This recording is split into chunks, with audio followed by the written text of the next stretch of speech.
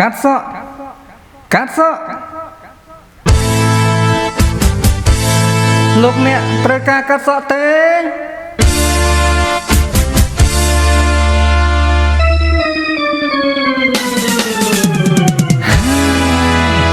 កាត់សក់កាត់សក់ឡងសងចង់ខ្ញុំកាត់សក់សេះបាត់តលំរេះមានតែកោត្រហងកាត់សក់ឡងសង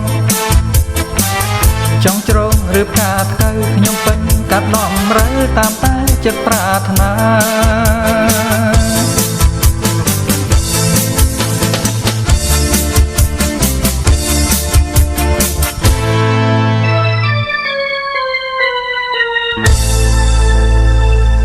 ខ្ញុំជាជាងកាត់សងតែងហៅនាងកាន់សងដៃអាចតែចំលែកទៅខ្ញុំហៅខ្ញុំថាកូនចង់រាយកូនចង់រាយ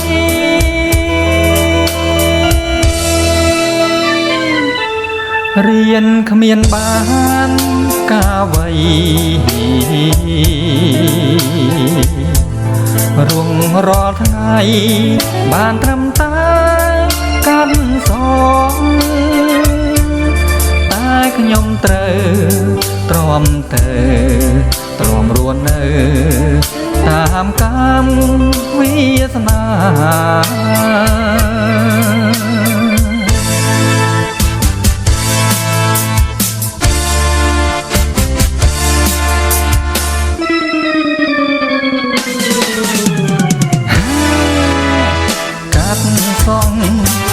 អញ្ជើញកាត់សក់